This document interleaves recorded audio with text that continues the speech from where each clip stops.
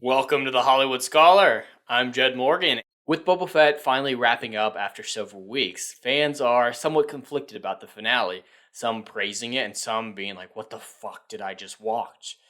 You may have liked one or two episodes or none of them, but it seems like everyone has something at least to criticize about this show.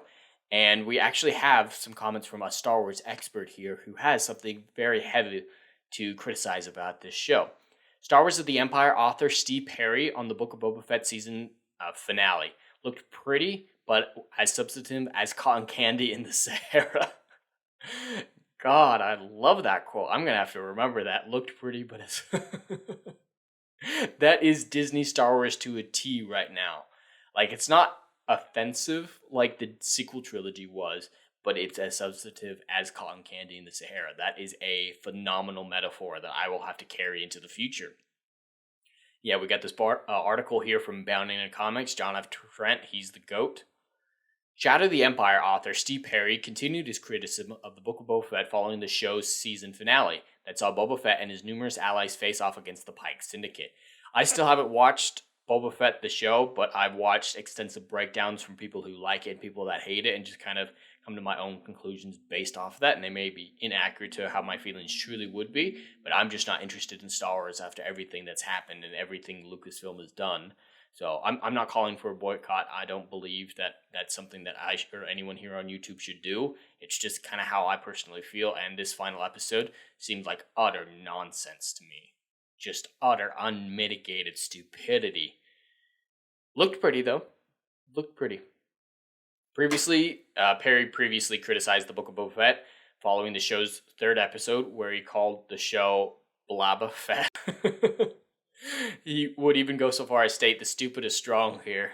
God, I love this guy. I'm gonna have to read The Shadow of the Empire. That is fun.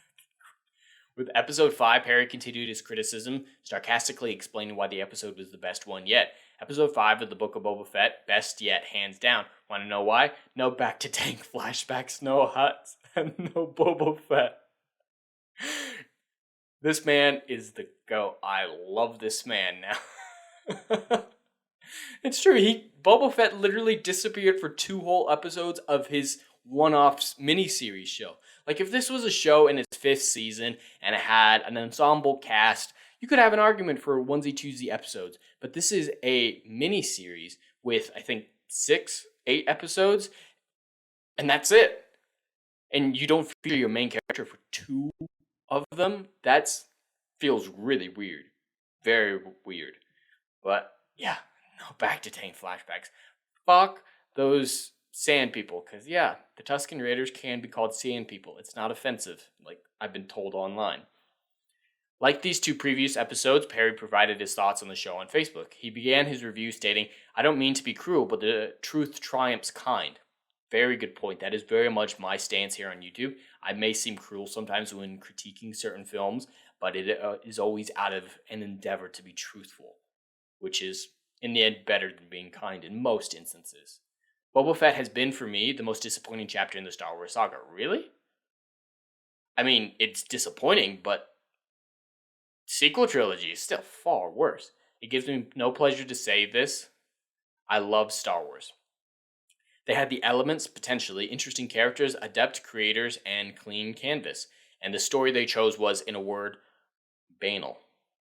Banal. I'm not familiar with that word. Such a waste. This has been the Iron Fist level miss the boat. You never want to be considered compared to Iron Fist on Netflix. That is just never something good to hear. And from what I understand, it's very much a similar situation where it was a very fan-beloved character that let down a lot of people with the betrayal, and just interesting to think about. Perry then roasted the show for its heavy-handed dialogue. Very much Boba Fett should not be speaking that much. Last episode was one long, lots of explosions, battle, very active, pretty to watch once they stopped talking and telling us what was going on.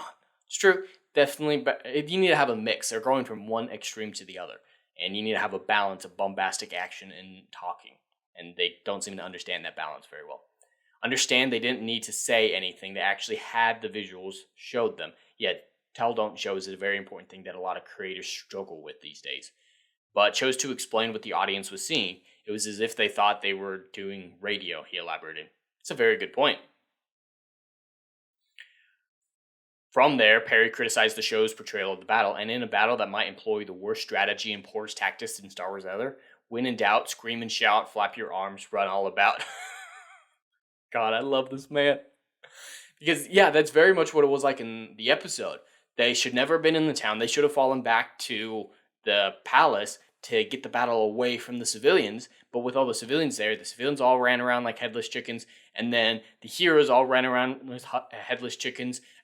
Barely missed, like, the bad guys has worse than Stormtrooper. Even those giant Droidekas couldn't hit anything. They couldn't even hit a Rancor half the time from what I saw. So yeah, there were retards. Tons of retards. The most inept combatants for whom pouring piss out of a boot would seem to be a major challenge. There was not a surprising moment. Not one surprising moment. Paint by the numbers on the nose, as shocking as the symbolic rhythm of a haiku. He's roasting this show. Fucking hell, I love it. He concluded, well, unless you came from a planet that has no fiction, and since you got here, you never read a novel, comic book, seen a movie, TV show, or a cartoon, looked pretty, but as substitute as cotton candy in the Sahara.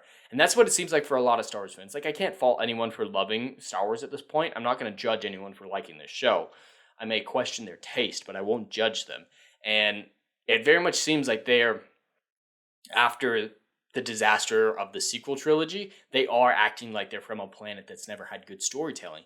They're in the desert looking for water, and cotton candy tastes good. They're trying to drink the sugary mess that is cotton candy, and they're just happy to get anything, no matter how mediocre it is. And it's very interesting. Jesus Christ, ads. I literally jumped. Fucking hell. Fucking scared me. What do you make of Perry's criticism of the Book of Boba Fett Season 1 finale? Yeah, so I'd love to hear your guys' thoughts in the comments below as well. It was some very... he woke up choosing violence, and I love it.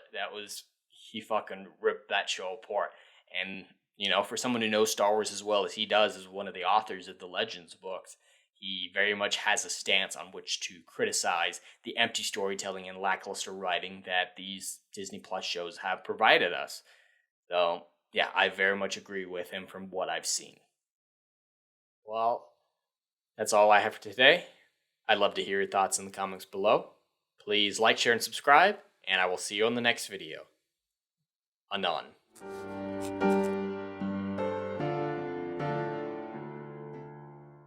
If you like what I do here and want to see good, compelling stories that Hollywood will no longer give you, check out my book series, Odyssey of a Phoenix, a mythological epic about philosophy, morality, and modern-day mental illness issues. Books 1, Down in Flames, and Book 2, Apocalypse Then, currently on sale. Book 3, Kill the Dark, coming soon.